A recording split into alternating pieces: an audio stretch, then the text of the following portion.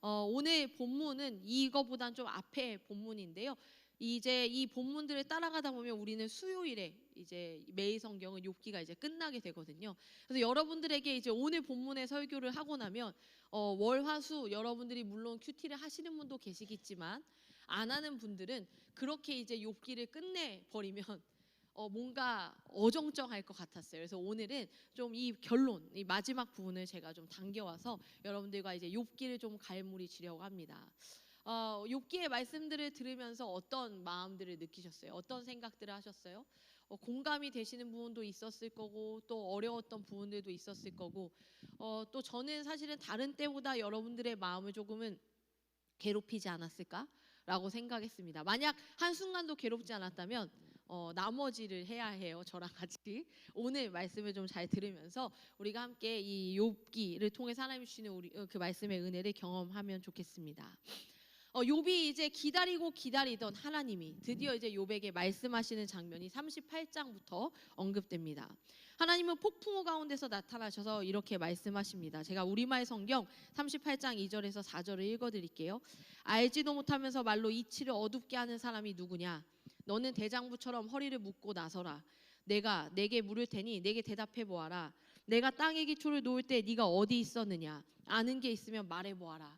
하면서 이제 하나님이요 계속 지금까지 이제 욥이 계속 질문하고 뭐 욥의 친구들이 계속 욥에게 이야기하고 이런 사람들 간의 대화 그런 질문이 있었다면 이제는 하나님이 이제 계속 욥에게 이제 질문하세요. 너 이거 알아? 야, 너 그때도 어디 있었어, 임마? 너 이거 아냐고? 네가 얼마만큼 알아? 이거 설명해봐. 이러면서 계속 물으시거든요. 그러니까 이제 이 과정들을 통해서 하나님은요 이 욥을 계속 인도하고 계세요. 하나님이 원하시는 그 정답의 그 길로 인도하시는 거예요. 마침내 여호와 하나님을 직접 대면하면서 이렇게 하나님의 답변, 하나님의 질문, 그러니까 사실 질문이자 답변인 이 이야기들을 듣고 나서 이 욥은요 하나님의 지혜와 권능을 깊이 이해하게 됐어요. 이 이해는요 아는 어떤 우리가 지식적으로 아는 것을 기반으로 하는 이해가 아닙니다. 여러분들이 이제 수학을 공부하실 때 이게 이 공식이 이거구나라고 이해해서 푸는 그런 이해를 말하는 게 아니라요. 이제 믿음의 경지에 서서 욥이 내가 미처 다 알지는 못해요. 여전히 모르겠어요. 근데 그 모르는 내가 알지 못하는 미처 알 수 없는 그분이 하나님이시라는 것을 이해하게 된 거예요. 깨닫게 된 거예요. 그러니까 이제 지금까지 나 중심적인 사고로 하나님 앞에 하나님 저는 이러지 않았는데 왜 이러는 겁니까? 그러니까 사실 욥의 세 친구들도 욥도 마찬가지예요. 뭘까요? 나 중심적인 거예요. 여러분들은 어떠세요? 저 보세요. 여러분들은 하나님을 믿을 때 여러분들 중심적으로 하나님을 믿으십니까? 하나님 중심으로 하나님을 믿으십니까? 말은 하나님 중심이라고 하고 싶으시겠죠. 근데 실은 그러지 않을 거예요. 우리는 저마다 거의 저를 포함해서 우리 중심적이에요. 그 얘기가 뭐냐면요. 내가 아는 범주만큼밖에 하나님 앞에 구할 수 없고요. 내가 아는 범주만큼밖에 누군가에게 이야기할 수 없는 그러한 사람들이 바로 우리라는 거예요. 여러분 혹시 그 맹인 코끼리 이야기 아십니까? 코끼리가 있을 때 이제 코끼리를 한 번도 보지 못한 사람이 이걸 만져봐요. 어떤 부위를 코끼리의 어떤 배, 뭐 등, 엉덩이 막 이런 데 만져보는 거예요. 근데 그걸 만져본다고 내가 코끼리의 전체적인 이 코끼리라는 존재를 알 수가 있을까요? 알 수 없어요. 한 번도 보지 못했으니까요. 우리가 그렇다라는 거예요. 여러분들이 지금 더듬고 있는 그 언저리가 하나님의 어떤 부분이냐는 거예요. 하나님의 전부일 수 없다는 거예요. 여러분들이 각자 경험한 그 어떤 부분이 우리는 다 하나님을 전부 보지도 알지도 못하는 우리가 이 경험한 이 경험치로 나의 하나님이 이렇다 그러다라고 할 수 없는 그게 바로 우리라는 거예요. 근데 우리는 어때요? 우리의 사고 안에서 하나님한테 요구하잖아요. 하나님 이거 왜 이럽니까? 하나님 왜 이건 저러는 거예요? 하나님 나한테 어떻게 이러실 수 있어요? 하나님 어떻게 저럴 수 있어요? 하나님 이 사건은 뭡니까? 막 따지죠. 하나님을 안다는 듯이. 사실 따지는 건 안다고 생각할 때 따지는 거거든요. 내가 아는 게 맞다고 생각할 때 따지는 거잖아요. 근데 우리는요 사실 모른다는 거예요. 알 수 없다. 욥은 하나님이 못하실 것이 없는 분, 계획하신 일이 무엇이든지 이루시는 분이라는 것을 이제 인정하기 시작합니다. 그러면서 태초부터 만물의 이치를 좌우하시는 하나님의 지혜를 내가 몰랐습니다라고 고백하는 거예요. 제가 언젠가 욥기 설교에 거의 서두에도 한번 다룬 적이 있는데요. 하나님이 이런 얘기를 하거든요. 네가 이 땅에 기초를 놓을 때 네가 어디 있었냐 하면서 뭐 이런 얘기 하는 거예요. 바닷물을 봐봐. 바닷물이 왜 여기까지만 나오는 줄 알아? 내가 거기까지만 나오라고 해서 그래. 그러니까 여기는 바다고 여기는 육지잖아요. 그게 왜 그러냐는 거예요. 너 그거 설명할 수 있어? 내가 바다를 여기까지 가뒀어. 그래서 그러는 거야. 하나님이 이렇게 설명하시는 거예요. 그게 왜 거기 있는 줄 알아? 이 우박은 왜 내리는 줄 알아? 이게 뭔 줄 알아? 하면서 이제 하나님이 자연, 이 동물 이런 걸 다 하나하나 설명하세요. 너 그건 왜 그런 줄 알아? 저건 왜 저러는 줄 알아? 근데 욥이 그걸 다 듣다 보니까 하나도 모르는 거예요. 하나도 몰라요. 이 세상을 살아가는데 우리 하나님이 그 만물을 주관하고 계신다는 것은요, 우리는 전혀 신경 쓰지 못하고 있는, 우리가 알지도 못하는 미물과 같은 어떤 그런 생물들, 이런 동물들까지도 하나님은 그들마저도 먹이고 살리시는 일, 그 모든 전체의 질서를, 그 시간을 주관하고 계시는 분이 바로 하나님이시라는 거예요. 자, 그럼 그 관점에서 나를 봅시다. 나는 뭐예요? 점은 될까요? 근데 나는 내가 너무 크잖아요. 나밖에 없잖아요. 그러니까 내 입장에서 계속 하나님한테 얘기한다라는 거예요. 하나님 앞에. 아까 담임 목사님께서 예화를 드신 것 중에 저도 굉장히 은혜가 되었었던 예화가 있었어요. 이런 얘기를 하시더라고요. 예를 들어서 몇 달 동안 준비한 이 야외 전도 집회에 이제 폭우가 내리면 사람들이 말한다는 거예요. 하나님 뜻이 도대체 어딨냐? 하나님, 우리가 이걸 몇 달 동안 준비하고 몇 달 동안 기도했는데 왜 비가 내립니까? 막 이렇게 사람들이 얘기한다는 거예요. 근데 그게 뭐예요? 사람 입장에서, 우리 교회 중심의 사고방식에서 하나님한테, 하나님, 우리가 어떻게 기도했는지 아시잖아요. 이거 얼마나 준비했는지 아시는데 어떻게 이걸 이렇게 비가 와서 못하게 만드실 수 있어요? 막 이렇게 얘기한다는 거예요. 근데 하나님 관점에서 그 시점에 비를 간절히 구하는 누군가를 하나님이 염려하셨을지 누가 알겠냐는 거예요. 그게 인간이 아니라 그냥 길에 말라버리기 직전에 들풀일지라도 하나님이 그 들풀이 말라버릴까 봐 비를 내리겠다는데, 하나님 왜 우리의 행사의 날에 비가 오게 하시냐고요? 라고 따지는 게 무슨 말이냐, 뭐 이런 예화를 드시더라고요. 그러니까 그런 거라는 거예요. 하나님 앞에 그런 것, 우리는 우리 생각밖에 못하니까요. 내 입장에서 보니까 하나님, 오늘날 나는 왜 이런 일을 겪고 있죠? 나의 관계 가운데 벌어지는 이 문제는 뭡니까? 하나님, 왜 이걸 내가 겪어야 해요? 라고 하면서 하나님 앞에 따지겠지만 하나님 관점에서는 그게 그렇지 않다라는 거예요. 하나님이야말로 우주 만물을 창조하시고 질서를 주관하시는 주님이신 그러한 분이라는 것을 고백하면서 내가 얼마나 무지한 존재였는지를 인정하는 겁니다. 하나님의 길을 헤아릴 수 있는 능력이 전혀 없다는 것을 이제 깨달은 거예요. 여러분들도 그것을 깨달을 수 있어야 한다라는 거예요. 욥기 말씀을 걸어오면서 욥기 진짜 빨리 끝나면 좋겠는데 너무 괴로운데, 나는 욥처럼 되고 싶지 않은데, 뭐 이러한 생각만 혹시 반복하고 계세요? 또는 내가 욥처럼 되면 진짜 하나님 안 떠날 수 있을까? 뭐 이런 생각? 근데 우리가 머물러야 될 생각은 그러한 괴로움과 고통이 아니라요, 내가 정말 하나님의 하나님 되심을 인정하고 있느냐, 내가 믿는 신앙이란 게 뭐냐. 어찌 보면요, 나는요 믿는다에 너무 방점을 두고 살아요. 내가 믿는다, 내가 하나님을 열심히 믿는다. 그러니까 믿는 그 행위에 방점을 두고 산다고요. 누굴 믿는지도 모르면서, 내가 믿는 하나님이 누군지도 모르면서 그냥 열심히 믿기만 해요. 그러니까 열심히 믿는데 은혜가 없죠. 열심히 믿는데 계속 비틀거리죠. 열심히 믿는데 하나님 없는 것처럼 살잖아요. 그러면서 하나님이 왜 나 이렇게 내버려 두냐고 하잖아요. 내가 믿는 게 뭐냐고요. 사랑으로 예를 들면요, 사랑에 계속 실패하는 사람들의 그 공통점이 뭔 줄 아세요?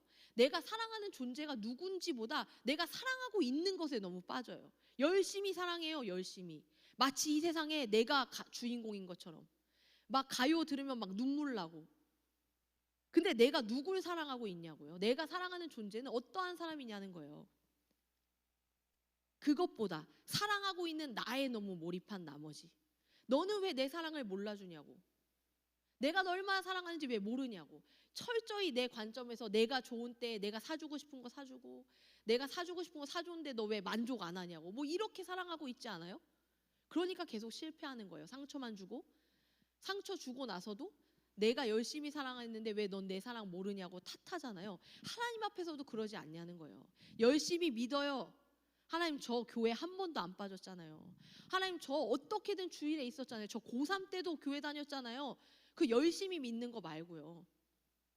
그래서 하나님 누구냐고요. 그렇게 고3 때도 왜 안 빠졌냐고요? 왜 안 빠졌어요? 왜 교회 나오고 계세요? 열심히 나와야 하나님 복 줄 것 같아서? 열심히 안 나오면 복 안 주실까? 그럼 하나님 주는 복은 뭐지? 이런 것엔 전혀 관심이 없어요. 그냥 하나님 나요, 나. 하나님 나요. 젊은 날에 내 친구들 클럽에서 진창 놀 때 저 교회 와서 두 손 들고 찬양합니다. 하나님 나요. 나 좀 보시라고요. 이러고 살고 있는 자기 중심적인 신앙. 그것에서 하나님이 좀 벗어나라는 거예요. 벗어나봐. 계속 그 안에 갇혀 있으면 내가 진짜 보이니? 네가 믿는 내가 누군지는 알고 그러는 거야 진짜? 그거 아는데도 이렇게 계속 질문해? 그거 아는데도 이 신앙에 머물러 있니? 라고 하나님은 욥에게 얘기하시는 거예요. 근데 욥은요 그 얘기를 다 듣고 나니까요, 아, 나에게 없다. 뭐가 없어요? 하나님의 길을 헤아릴 수 있는 능력이 전혀 없다. 나는 하나님을 잘 안다고 생각했어요, 욥은. 그래서 내가 아는 하나님은 그런 하나님이 아니라고 계속 주장했던 거예요. 근데 내가 아는 하나님이 뭐였지? 내가 안다는 게 뭐지? 이 어떤 본질적인 질문에 부딪히면서 하나님 앞에 무릎을 꿇는 거예요. 근데 여기에서요 욥이요 하나님 앞에 회개하는 것은요, 하나님 제가 맞아요, 제가 잘못했어요, 제가 죄를 지었군요 라고 욥은 하나님 앞에 고백하지 않아요. 욥이 고백하는 건 친구들이 말했던 대로 하나님 맞아요, 제가 죄를 졌어요, 그래서 제가 고난받았군요, 이렇게 회개하는 게 아니라고요. 계속해서 반복해서 말씀드렸죠. 욥은 자기 죄 때문에 고난받은 거 아니에요. 여러분들의 삶에서 벌어지는 일도 여러분이 뭘 하나님 앞에 덜해서 하나님 서운하게 해서 하나님이 옛다 버리나 받아라고 주신 거 아니라는 거예요. 그런 논리에서 좀 벗어나자는 거예요. 그거 아니라고요. 욥은 근데 뭘 무릎을 꿇었냐면, 욥이 꿇은 무릎은요 단지 나의 지식을 넘어서는 이 하나님을 겁없이 내가 확신하며 말했던 것, 내가 겁없이 하나님 이런 분이라고 선언했던 것, 그것에 대해서 고백하는 거예요. 하나님 그게 잘못됐군요. 내가 너무 알지도 못하면서 확신에 차서 하나님을 이렇다라고 말했군요 라고 욥은 그것에 대해서 하나님 앞에 인정하는 거예요. 제가 모르는 게 맞군요, 제가 다 알지 못하는 게 맞군요 라는 것을 고백하는 거예요. 그렇게 그러면서 이제는 하나님이 보여주고자 하시는 경지에 나아가기 시작해요. 여러분, 어떠한 것을요 배우려면요 내가 모른다라는 전제에서 시작해야 배울 수가 있어요. 내가 안다고 생각하면요 배울 수가 없어요. 안다고 생각하면. 그러니까 아예 못하는 게 가르치기가 쉽지, 어정쩡하게 하면 가르치기가 어려운 거 아시죠?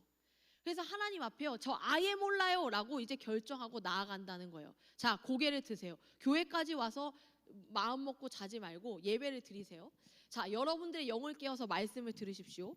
자, 그럴 때에 이 세상을 통치하신 하나님의 지혜와 권능, 이러한 것들을 다양한 차원에서 보기 시작합니다. 그러면서 욥은 마침내 이제 나의 모든 주장을 이제 다 거두고 이 티끌과 잿더미 위에 앉아서 회개한다고 고백해요. 그러니까 이제는 뭐예요? 하나님, 저 이제는 알겠어요. 이렇게 살아도 상관없어요. 그동안의 욥은 하나님, 그러니까 제가 이렇게 살고 있는 이유, 그리고 이렇게 살고 있는 이유가 뭐냐고 묻는데도 말씀하시지 않는 이유, 그게 궁금해요. 욥은 제가 지금 이렇게 사는 게 힘들다, 이건 나중 문제고요, 제가 왜 이렇게 살게 됐는지 좀 가르쳐 주세요 라고 계속 물어봤거든요. 근데 대답을 안 하시는 거예요. 하나님, 제가 계속 물어보는데 왜 대답을 안 하시는지 좀 말해주세요. 그러니까 욥은 하나님 지금 어디 계신 거예요? 하나님 안 보여요. 늘 함께 했던 그 하나님 어디 계시냐고요. 이 하나님의 부재, 하나님 진짜 부재하신 건가? 거기서 지금 헤맸던 거거든요. 근데 하나님의 강력한 임재를 경험하고 나서 이제는 욥은요 깨달아요. 그리고 이제는 뭐라 해요? 하나님, 아, 이제 다 됐습니다. 저 그냥 이렇게 있어도 돼요. 저 이거 이제 아무 문제 없어요. 이제 다 해결된 거예요. 하나님의 임재 앞에 저 이제 이거 아무 문제 없어요. 근데 하나님이요 이 욥에게 계속해서 질문을 던지시면서 결국에는 욥의 죄 때문이 아니라는 그 욥의 무죄를 뒷받침하는 질문으로 계속 던지세요. 그 과정 속에 욥은 나는 피조물이다라는 피조성을 인정하고 창조주 하나님 앞에 나의 무지를 이제 고백하면서 나아갑니다. 자, 이제까지 세 친구들은 욥이 고난에 당하는 것에 대해서 뭐라고 말했죠? 뭐라고 말했어요? 이제 이쯤 되면 알 텐데요. 네, 죄 때문이다. 욥, 네가 하나님을 외면했기 때문에, 하나님 앞에 죄를 지었기 때문에 네가 지금 이런 일을 겪는 거야 라는 이 인과응보식 신앙으로 계속 얘기했잖아요. 우리들도 그거 계속 탈피하자고 말씀드리고 있는 거 기억하시죠? 우리 안에 인과응보적인 신앙, 나의 어떠함 때문에 뭐가 이루어질 것이고 나의 어떠함 때문에 뭐가 망할 것이라는 그 신앙, 거기서 탈피해야 한다고 계속 말씀드리죠. 그것 안에 이제 욥과 욥의 친구들이 있었어요. 그런데 이 욥은요, 그러한 말에 신경 쓰지 않아요. 욥의 주장은 한 개였어요. 하나님은, 자기는 하나님을 외면한 적이 없다는 거예요. 근데 하나님이 지금 나를 외면하고 계시는 이 느낌이 뭔지, 이 상황이 뭔지 이유를 알고 싶다. 아까 말씀드린 대로 하나님의 임재, 하나님의 부재 사이에서 하나님이 지금 임재하신 상태인 건지, 나와 함께하고 계신 게 맞는 건지, 아니면 진짜로 부재하신 건지, 이 사이에서 혼란스러운 중이에요. 욥이 알고 있던 하나님은 부재하지 않아요. 나의 삶에 언제나 함께 하시지. 근데 지금 도통 함께 하시는 게 아닌 느낌인 거예요. 여러분들의 삶에 그런 적 없으세요? 나의 삶에는 도통 하나님이 없다. 나의 기도는 도통 하나님 듣지 않는다. 나의 삶에는, 제 삶에는 정말로 하나님 잘 나타나시는데, 제 삶은 열심히 하나님 도와주는 것 같은데 나의 삶엔 전혀 하나님의 도움이 없다. 뭐 이러한 고민이나 이러한 고통이나 이러한 의문이 있었던 적 없으세요? 지금 욥은 그거예요. 하나님 도대체 어디 계십니까? 그 혼란 속에 욥에게는 하자가 없었어요. 그렇기 때문에 우리는요, 이 욥이 말하는 질문, 욥의 비명, 욥의 외침을 우리도 흘러 들어서는 안 된다는 거예요. 욥이 말한 것처럼 나는 하나님 외면한 적 없는데 하나님 왜 나를 외면하시는지에 대한 물음, 그리고 하나님은 그것에 대해서 욥에게 지금 말씀하시는 거예요. 그리고 욥이 뭐라고 하죠? 내가 주께 대하여 귀로 듣기만 하였사오나 이제는 눈으로 주를 배움나이다. 내가 알고 있었던 지식, 내가 그냥 듣고 안다고 착각했던 것을 이제 넘어서서 내가 이제 주님의 현현을 느끼고 경험한다라는 겁니다.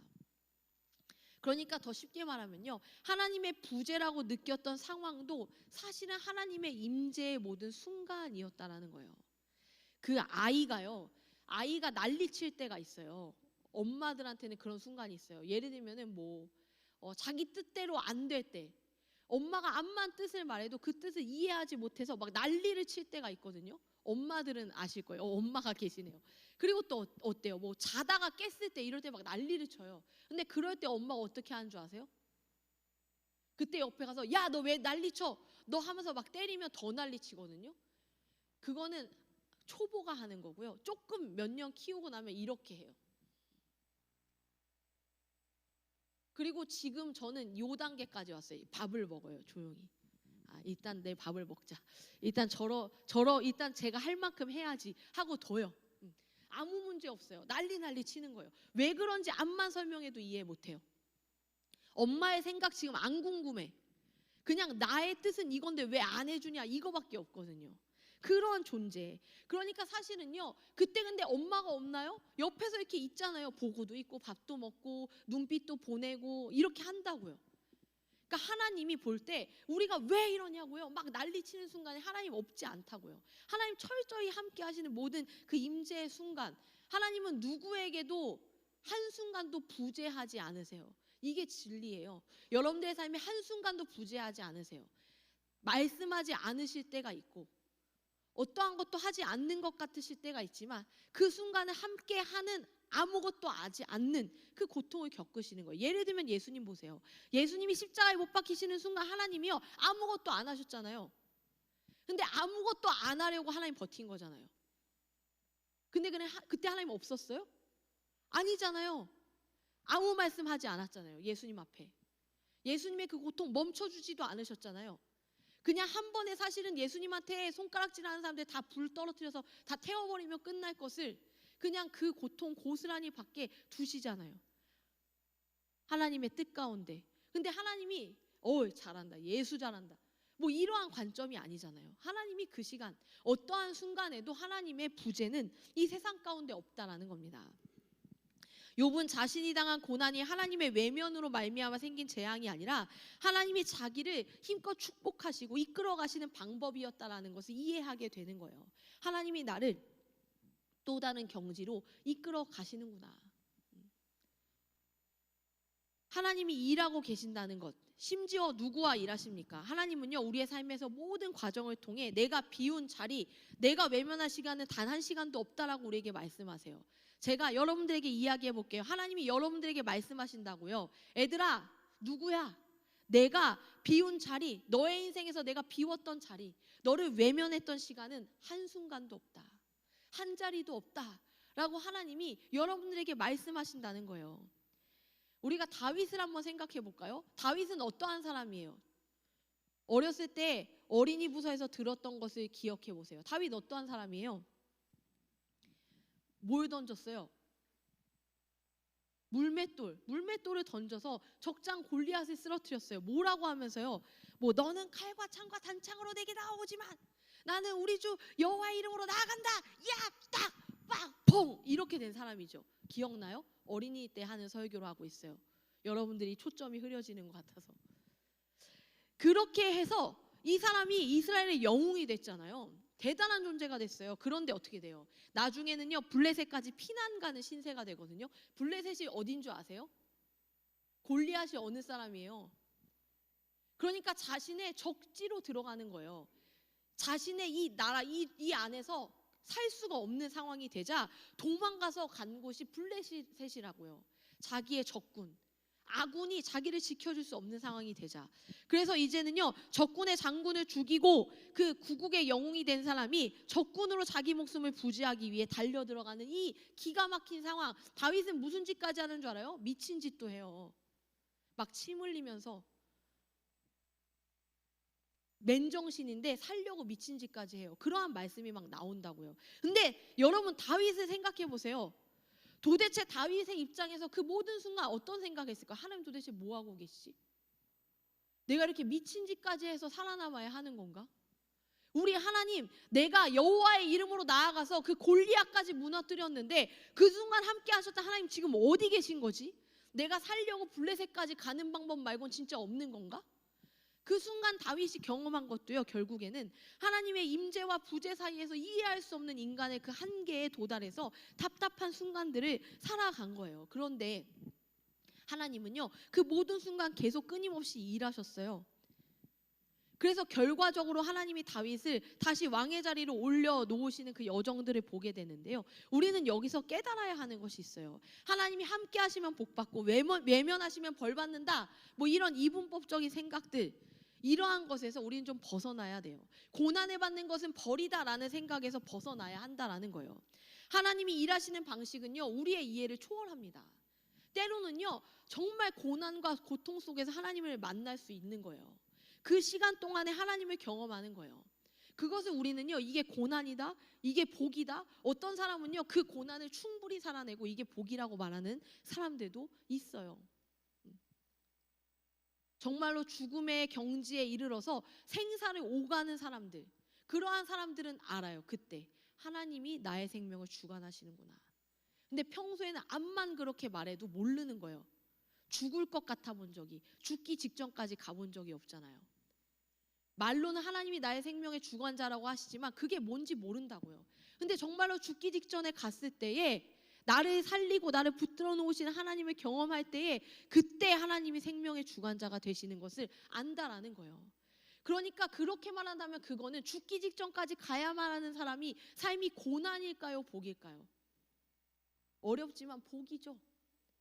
생명의 주관자 되신 하나님을 아는 거니까요. 물론 우리의 신앙으로 그걸 감당해내기가 무섭죠. 하나님, 저도 하나님 알고 싶으니까요, 그 경지에 가고 싶습니다 라고 누가 감히 그렇게 말할 수 있겠어요? 우리는 그럴 수가 없죠. 그런데 하나님의 그 방식들은 우리가 그렇게 이해하기 어렵다. 우리의 이해의 범주를 넘어선다라는 거예요. 여러분들 혹시 씨 뿌리는 비유 아세요? 씨 뿌리는 비유에서 나오는 그 밭들, 무슨 밭이 있어요? 그렇지. 역시 윤현부 선생님. 네.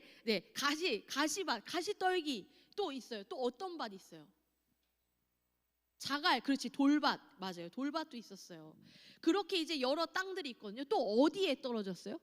돌밭, 가시밭 말고? 그렇지. 길가. 그리고 교육부 선생님들이 좀 낫네요. 길가에 또 돌밭에, 가시밭에 떨어지는, 그리고 좋은 땅에 떨어지는. 그래서 결국에 좋은 땅에 떨어진 것만 잘한다, 뭐 이런 얘기거든요. 그런데요, 이게 이제 잘 보면요, 밭이 무엇을 어떤 밭이냐에 따라서 어떤 결과를 만들어낸다. 우리는 이렇게 생각해요. 그래서 설교를 들을 때 하나님 제 마음이 좋은 밭 되게 해주세요, 뭐 이렇게 기도하잖아요. 제 마음이 가시밭이 아니라 돌밭이 아니라 좋은 밭 되게 해주세요. 근데 문제는요, 좋은 밭이 되는 것이 문제가 아니라 키워드는 뭔 줄 아세요? 씨예요, 씨. 씨가 떨어져야 한다라는 거예요. 씨가. 너희는 자갈밭, 너희는 돌밭이고 사람들이 늘 밟는 그러한 땅이고 그런 가시밭인 존재가 바로 너희다, 우리다라는 거예요.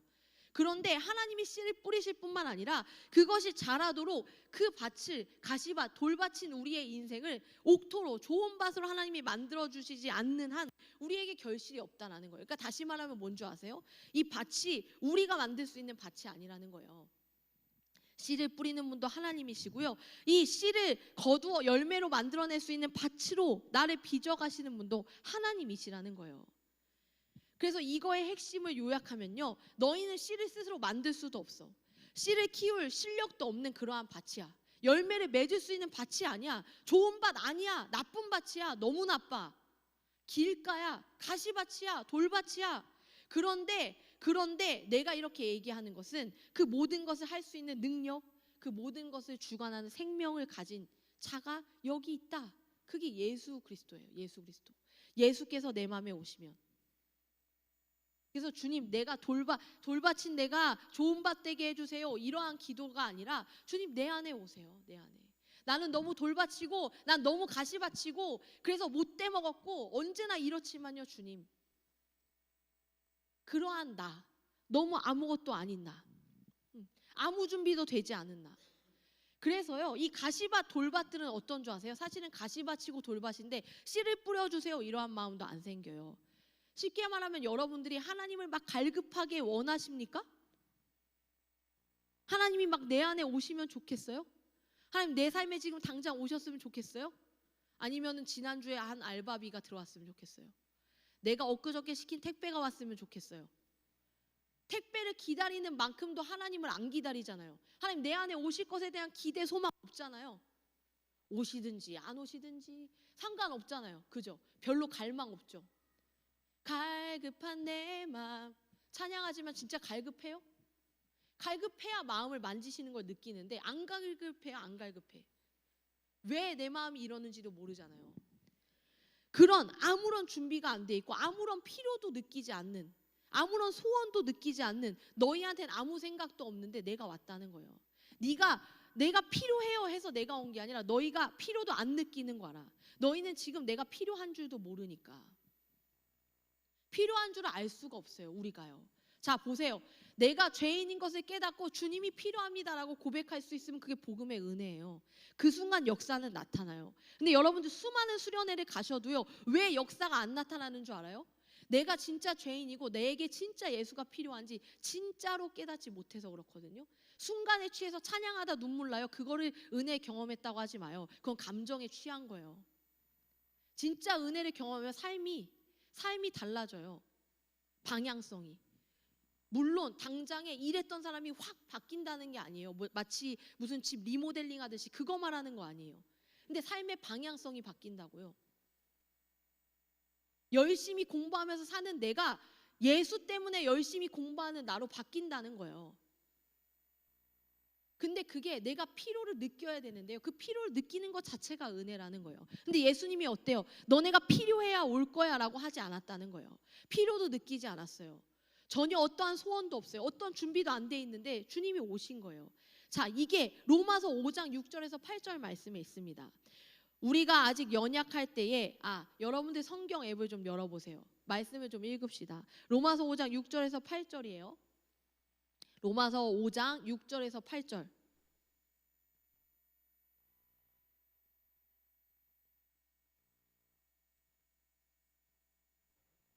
네, 같이 읽어볼까요? 우리가 아직 연약할 때에 기약대로 그리스도께서 경건하지 않은 자를 위하여 죽으셨도다. 죽는 자가 쉽지 않고 선인을 위하여 용감히 죽는 자가 혹 있거니와. 8절까지. 우리가 아직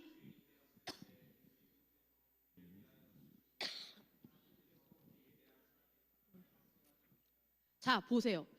우리가 아직 연약할 때의 기약대로 그리스도께서 경건하지 않은 자를 위하여 죽으셨도다. 그리스도가 우리를 위하여 오셔서 말씀하실 때도 우리는 몰랐어요. 우리를 위하여 죽으실 때도 몰랐어요. 그때 그랬잖아요. 몰랐어요. 사람들이 예수님 죽으시는 거 보고 아, 저분이 우리 위해 죽으시는구나 깨닫지 못했어요. 몰랐다고요. 몰라요. 근데 모르는데 죽어달라고 한 것도 아닌데 예수님이 죽으신 거예요. 알지도 못하는 자들을 위해 죽으신 거예요. 그게 우리라는 거예요. 모르는 자들. 자, 이걸 가지고 욥기로 다시 돌아가 볼까요? 욥에게 주신 하나님의 답이 지금 말씀드린 것을 응용해 보면 이런 거예요. 너의 이해, 네가 말하는 그 합의, 네가 말하는 그 간절함 같은 것 위에 하나님의 은총이 있는 것이 아니라 너는 무지, 아무것도 몰라. 너의 한계, 너는 한계가 여기까지밖에 안 돼. 너의 고집은 언제나 그렇지. 간절함, 넌 전혀 없잖아. 그런데 그런 아무것도 간절함도 없고 너의 고집, 너의 무지, 너의 한계만이 있는 것 그 위에 모든 것을 초월하는 나의 성실함과 거룩함이 있단다. 이게 욥기예요. 네가 알아서, 네가 나를 충분히 알아서, 너가 한계를 뛰어넘어서, 네가 고집을 꺾고 내 앞에 무릎 꿇어서 그 위에 내가 성실하게 일하는 게 아니라 너는 여전히 몰라. 너는 여전히 날 필요로 하지도 않지. 너의 한계는 이 정도이고 너는 계속 고집을 부리고 너는 계속 모르겠지만 그 모든 너의 무지와 너의 모든 한계와 너의 고집, 너의 그 모든 것들 위에 모든 것을 초월하는 나의 성실함과 거룩함이 있다. 우리는요, 우리가 충분히 하나님을 아는 믿음 안에 있을 때에, 우리가 주님 앞에 간절하게 구할 때에 그것 위에 하나님이 성실히 일하신다고 생각하지만, 우리가 간절히 구하지 않는 모든 순간, 우리가 하나님이 필요하다라고 구하지도 않는 그 순간, 그때도 하나님이 성실하게 일하고 계신다는 거예요. 누굴 위해? 우리 위해, 여러분을 위해서요. 그게 욥기에서 하시는 말씀이라는 거예요. 우리가 불가능하다고 생각하는 일들과 우리가 무기력하게 느끼는 것들 그러한 전부 하나님의 거룩하심과 능력과 자비하심이 역사하지 않는다면 우리는 희망이 없다라는 거예요. 여러분 잘 보세요. 여러분들이 간절하게 구하는 만큼 하나님이 오신다고 생각해 보세요. 그럼 하나님이 오셨어요? 오시겠어요? 안 간절하잖아요. 정말 간절해요? 그런데 이렇게 기도를 하루도 안 한다고? 그런데 이렇게 다 잊어버리고 산다고? 그런데 주일마다 약속 있으면 예배를 빼먹는다고? 이게 안 간절한 것을 반증하는 거예요. 우리의 신앙의 모습이. 근데도 간절해 하지도 않는 우리를 위해서 성실히 일하신다고요. 그게 하나님이라는 거예요. 그러니까 얼마나 다행이에요. 내가 간절한 만큼만 하나님이 역사하면 어떡해요? 하나님 안 역사해요, 그러면. 근데 하나님이요, 내가 간절하지도 않아요. 나 하나님 몰라요. 알지도 못하고 여전히 그냥 내 삶을 살기에 바쁜 나를 위해서 여전히 신실하게 하나님의 일을 하고 계신다라는 겁니다. 그렇기 때문에 너에게 일어나는 어떠한 일도 겁낼 필요가 없다라고 하나님은 말씀하시는 거예요. 욥은요, 하나님이 보여주신 이 창조 세계에서 하나님의 이 대답을 발견한 거예요. 우리는 그냥 나의 삶을 살죠. 근데 하나님은 이 순간에도 이 천지 만물, 저 땅 끝에 있는 사람 누군가를, 그러니까 오늘도 캄보디아에 우리는 알지도 못하는 사람들 때문에 지금 여기에서 열심히 준비해서 가잖아요. 거기에 누군가를 위해. 하나님이 얼마나 그 수많은 것들을 섬세히 돌보고 일하시는데요. 그러는 중에 근데 나는 나의 삶밖에 모르잖아요. 나만 살고 있잖아요. 그러니까 하나님 앞에 내 삶 하나를 놓고서는 계속 내 관점 안에, 내 한계 안에서 하나님을 가두고 질문하고, 하나님은 왜 얘기해 주지 않냐고, 하나님 왜 이렇게 하냐고 우리는 묻고 있잖아요. 그런데 욥에게 하나님이 그 생각을 넘어서서 보여주고 계신다는 겁니다. 고난으로 깨트리고 깨우시면서 창조주이신 하나님이 창조 세계를 보여주시면서 이 한계 안에 있던 욥이 비로소 하나님의 세계와 하나님을 보게 되는 거예요. 오늘 여러분들 찬양하셨잖아요. 그 하나님의 세계, 그 놀라운 하나님의 세계, 하나님의 능력이 그런 거예요. 우리는 찬양하지만 찬양하면서도 알 수 없는 거. 찬양은 잘하지만 그 의미가 뭔지도 알 수 없는 그게 하나님의 세계라는 거예요.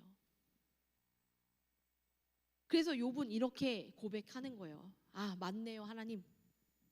저는 하나님이 함께 하시기도 하고 떠나시기도 한다고 생각했습니다. 제가 하나님 앞에 잘하면 하나님 나랑 함께 하지만 어떤 때는 나의 연약함 또는 어떠한 이유로 나를 떠나시기도 한다고 생각했습니다. 근데 이제 알았습니다. 귀로 듣기만 했던 하나님은 이제야 제 눈으로 봅니다. 제가 하나님이 없다고 생각했던 그 모든 순간에도 하나님은 함께 하셨고 일하셨군요.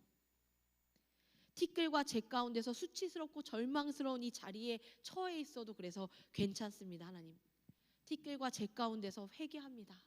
하나님의 성실하심이 우리의 가장 못난 자리를 덮으실 수 있고 구원하실 수 있고 싸맬 수 있다라는 사실을 알고 욥은 드디어 하나님 앞에 이제 항복해요. 답을 얻었어요. 항복합니다. 하나님이 안 계신다고 생각했던 자리, 하나님이 외면했다고 생각했던 경험, 자신에게 일어난 모든 일에 대해서 이해할 수 없는 고통, 그 전부까지도 하나님의 긍휼과 하나님의 자비와 하나님의 능력이 개입되었다라는 사실을 알게 된 거예요. 그리고 나서 무릎을 꿇는 거예요. 그리고 고백하는 거예요. 내가 주께 대하여 귀로 듣기만 하였사오나 이제 눈으로 보나이다. 이제 내가 티끌과 재 가운데서 회개합니다. 이 고백이 그 위대한 고백입니다. 하나님은요, 죄인을 위하여 오셨습니다. 죄인을 위하여 찾아오시는 하나님, 영광을 버리고 우리에게 당신을 맡겨서 죽음을 맞이하시는 하나님, 그분이시라는 거예요. 찾아오시는 분, 죄인을 위해서 죽음의 자리까지 내어주시는 분, 실제로 죽으시고 또 죽음을 뒤집는 분, 이 모든 것들이 한 존재, 실제 역사상의 한 인생, 바로 예수 그리스도 실존 안에 다 묶여 있어요. 그것이 누구를 위해서 이루어지는 것인지 다시 한번 우리도 이 시간 깨닫기를 원합니다. 그래서 욥기의 결말은요, 이렇게 끝나요. 욥이 복을 받아요. 갑절로 받거든요. 근데 이렇게 끝나면 안 돼요. 너무 끝이 별로잖아요. 물론 복 받아서 좋긴 한데 그리고 나서 결국 복 이러면 좀 그렇지 않아요? 근데 복은 복인데 어떠한 내용인지를 잘 봐야 해요. 하나님이요, 욥에게 모든 말씀을 마치시고요, 이제 하나님이 욥에게 얘기할 때 얼마나 멋있는 줄 알아요? 옆에 친구들도 있고 엘리후도 있었잖아요. 욥에게 찾아와서 막 넌 이래 넌 저래 막 말하는 애들 하나님이 싹 언급도 안 해. 쳐다도 안 봐요. 욥만 보고 계속 얘기해요. 야, 욥 잘 봐봐. 야, 쟤네 얘기 듣지 말고 내 말 봐 하면서 계속 얘기하거든요. 할 얘기를 다 하시고 욥이 하나님 앞에 고백하고 인정하고 나서 하나님 뭐 하는 줄 알아요? 자, 이제 너네 친구들 잘 들어 하면서 이제 친구들한테 말해요. 너네들한테 나 화났어. 너희는 나에 대해서 내 종 욥처럼 너희는 말하지 않았어 라고 말하시면서 너희는 수소 7마리와 순양 7마리를 가지고 내 종 욥에게 가서 너희 자신을 위해서 번제를 드려라. 내 종 욥이 너희를 위해 기도해 줄 거야. 그러면 내가 내 종 욥이 너희를 위해 기도해 주면 그러면 그 기도를 받아들여서 너희의 어리석음대로 너희가 나에 대해 내 종 욥처럼 옳은 말을 하지 않은 것에 대해서 내가 갚지도 묻지도 않겠다. 그러니까 그렇게 해. 그러니까 잘못했다고 단단히 혼내시고 그리고 그것을 위해서 욥이 너희를 위해 나한테 빌게 해 라고 하나님이 얘기하시는 거예요. 그 기도라면 내가 받을 거야. 너네 말고 욥이. 이렇게 얘기하시는 거예요. 그래서 엘리바스와 빌닷과 소발은요, 하나님의 말씀대로 하고 여호와께서는 욥의 기도를 받으셨어요. 그래서 욥이 친구들을 위해서 기도할 때 하나님께서 욥의 곤경, 그 모든 어려움들을 돌이키시고 소유를 갑절이나 주시고 욥의 형제 자매들이 다 다시 돌아와서 그를 위로하는 관계가 회복되는 것까지도 이루어내서 그냥 물질만 주시지 않고요, 무너졌던 관계, 모든 삶을 다시 다 회복시켜 놓으시는 거예요. 그리고 모든 온갖 재앙과 불행을 한순간에 다 제거해 주시는 거예요. 완전한 치유와 회복을 선물로 주십니다. 자, 그럼 이 세 친구는 뭐예요? 세 친구는 여호와께서 명하신 대로 욥에게 가서 이 재물을 하나님 앞에 드리고 용서를 받거든요. 그러니까 욥기는요, 인과응보의 법칙과 합리적인 이 생각, 신앙은 합리적이지 않아요. 여러분들 그러니까 교회에 와서 자꾸만 합리를 들이대면 안 돼요. 물론 교회에 있는 사람들에게 말하는 게 아니에요. 하나님 앞에서도 자꾸 합리적인 거 들이대면 안 돼요. 합리요? 여러분들이 말하는 그 논리로 감히 창조주 하나님한테 논리를 댄다고요? 하나님 앞에 어떻게 합리를 대냐는 거예요. 그럴 수 없어요. 그것을 넘어서는 하나님의 일하심, 이게 창조라고 결론을 맺는 게 욥기예요. 그런데 이 세 친구의 말이 그 자체로 틀린 것이 아니라 자기들의 폭좁은 이해로 이 큰 하나님의 범주를 그냥 닫아버렸기 때문에 이 욕만큼이 하나님이야 라고 했기 때문에 틀린 것이죠. 이 말 자체가 틀린 게 아니라 이게 너무 한 조각이었다는 거예요. 그래서 욥이 어떻게 하는 거예요? 그 사람들을, 그 친구들을 수용해서 이 더 큰 틀 안에 가져다 놓아야 하는 역할을 하나님이 욥에게 하라고 하신 거예요. 네 손으로 해. 네 손으로 해. 이 고난은 죄에 대한 하나님의 심판이라는 확신을 가지고 욥에게 계속 책망했던 이 친구들, 욥의 잘못이라고 생각했던 친구들. 그런데 결론이 뭐냐고요. 욥기의 결론이 뭐예요? 이 세 친구들이 사라지는 거, 이 세 친구들은 그럼 벌 받는 거. 자, 욥은 갑절로 복을 받고 이 욥의 친구들은 벌을 받았다, 이렇게 끝나는 거, 이게 욥기의 결말이 아니라는 거예요. 그들을 하나님이 욥이라는 더 큰 이해의 범주 안으로, 욥의 경험 안으로 데리고 들어오라는 거예요. 자, 이제 욥, 너는 봤지? 자, 이제 그럼 이 세 친구도 그렇게 보게 해. 이게 하나님이 하나님의 사람에게 말씀하시는 거예요. 욥이 경험한 세계, 그 셋이 주장한 것이 전부가 아니라 네가 지금 나를 통해 본 이 세계가 있다라는 것을 네 친구들에게 네가 보여줘 라고 이야기하시는 겁니다. 우리가 하나님 마음대로, 때로는요 어떤 사람들은 이러더라고요. 이런 설교하면 청년들 중에 불쾌해하는 사람도 있어요. 왜 하나님이 마음대로 해요? 그렇게 이제 따지는 사람들이 있거든요. 이것은요 하나님이니까 하나님 마음대로 하지, 이런 억지스러운 걸 얘기하는 게 아니에요. 하나님이요, 우리가 봤을 때 하나님 마음대로 하셔도 하나님은 절대적으로 공의로우시고 절대적인 분이시기 때문에 그 하나님의 그 절대성이 하나님이 마음대로 해도 무질서해지거나 혼란스럽지 않다는 거예요. 우리가 마음대로 하면 무질서해져요. 다 내 입장이 되죠. 이기적으로 갇혀요. 암만 객관적인 사람이라고 해도 자기 생각에 갇혀요. 우리 중에 누구도 절대 기준이나 질서가 될 수 있는 존재는 인간 중에 단 한 명도 없어요. 나도 그렇고요. 여러분들의 부모님도 그래요. 그래서 제가 말하잖아요. 신앙에 있어서는 부모님의 말을 듣는 게 아니라 말씀을 보는 거예요. 신앙에 있어서는 목사의 말을 듣는 게 아니라 말씀을 보는 거예요. 사람이 기준이 아니라는 거예요. 하나님이 기준이시지. 그 하나님, 기준이 되신 하나님이기 때문에 하나님이 맘대로 해도 그것이 옳다는 거예요. 우리가 왜 맘대로 하시냐 따질 수도 없어요. 따지지 마, 이 얘기가 아니라 따져서 내가 더 하나님보다 완벽하게 할 수 없다는 거예요. 그리고 하나님이 그렇다고 거기에 매여 계신 분도 아닙니다. 하나님이요, 이 율법, 이 거룩함은요 결국 우리를 사랑하시기 위해 주신 것. 그래서 욥기는요, 욥이 고난을 통과해서 결국 성공해서 복을 받았다, 이게 주제가 아니라는 겁니다. 욥의 결말에서 중요한 것은 욥이 옳고 세 친구는 틀린 것으로 끝나는 것이 아니라 그의 옳음이 이 세 친구들을 부둥켜 안는 것으로 나아간다는 거예요. 여러분 생각해 보세요. 여러분들이라면 그 친구들을 품에 안을 수 있어요? 그 세 명을 위해서 여러분들 기도할 수 있어요? 근데 욥의 결론은 그거예요. 그 셋을 끌고 가라는 거예요. 최고의 의, 하나님의 의는요 옳고 그름이 아니라 관계이기 때문이에요. 우리가 신앙적으로 오르면 더 많은 사람과 기쁨과 사랑을 나눌 수 있어야 맞아요. 그게 옳은 거예요. 내가 이게 옳기 때문에 너를 잃는 것은 옳은 게 아니라는 거예요.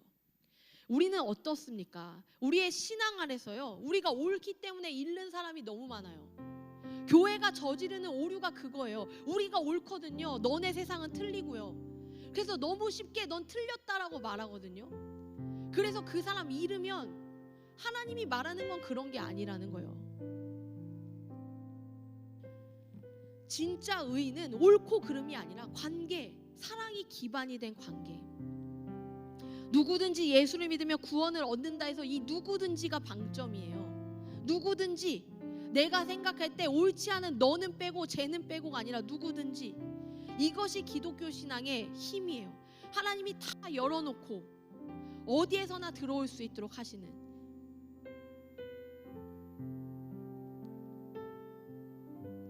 그래서 이제 이 욥은요, 이 친구들을 품에 안고 자신이 경험한 경지로 끌고 가는 거예요. 끌고 갈 때도 얼마나 힘들겠어요. 여전히 자기 지식 안에 머물려고 할 거 아니에요. 끌고 갈 땐 폭력적일 수 없어요.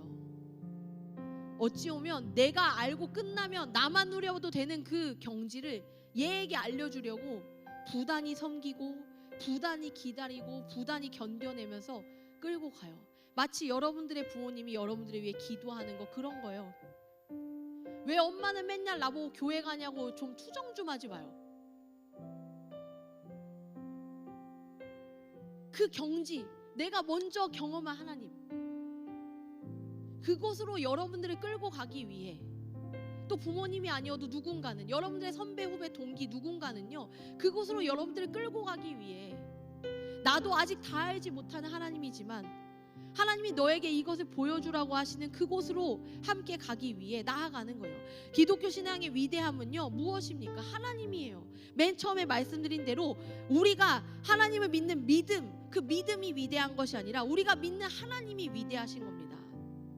믿는 우리가 아니라 우리가 믿는 하나님이 위대하시다는 것, 우리의 사랑하시는 하나님, 우리에게 믿음의 관계를 요구하신 하나님, 이것이 기독교가 말하는 절대 본질이에요. 우리는 그래서 이제 이 신앙 안에 머물렀으면 좋겠어요. 더 이상 옳고 그름, 인과 응보 이런 거 그만 얘기하자고요. 우리가 옳으면 얼마나 옳아요. 또 쟤는 틀리면 얼마나 틀려요. 그 옳고 그름 따져대느라 여기 O, X 하면서 편가르고, 너는 죄인, 너는 좀 나은 애, 너는 인정할 만하고 넌 인정할 수 없는 애, 이렇게 하면서 수많은 관계를 깨트리고 거기서 하나님을 다 잃어버리고 마는, 심지어 나조차도 너무 옳지 않아서 하나님이 나 마치 버린 것처럼 착각하며 오늘 내 인생에 지금이 벌어지는 이 답답함, 나의 삶에 풀리지 않는 거, 왜 이렇게 항상 재수 없지? 다 왜 망하는 것 같지? 이게 뭐 그런 식의 하나님의 인도하심이 아니라는 거예요. 제발 그런 여러분 중심적인, 여러분 수준 안에서 하는 하나님에 대한 이해, 그걸 좀 버립시다. 모르면 차라리 모른다고 하자고요. 모르는데 아는 척하지 말고. 그리고 함께 욥이 했던 것처럼, 욥의 복은 그거예요. 나에게 너는 틀렸어 욥, 너는 그래서 고난받은 거야 라고 비난하고 잣대를 들이댔던 그 많은 친구들을 위해 기도할 수 있는 사람이 된 거. 너의 기도라면 네 친구들이 한 죄 다 용서해 줄게, 하나님이 그러니까 네가 기도해 욥이라는 기회를 주신 거. 그래서 그 친구들을 다시 품에 안고 내가 경험한 하나님의 경지로 나아갈 수 있게 된 것, 그게 욥이 누린 진정한 복이에요. 저는 여러분들이 이 시대 가운데 그 은혜를 누리기를 원합니다. 오늘 그 하나님, 우리가 다 알지 못하는 크신 하나님을 찬양하면서 기도함으로 나아갔으면 좋겠습니다. 우리 주 하나님,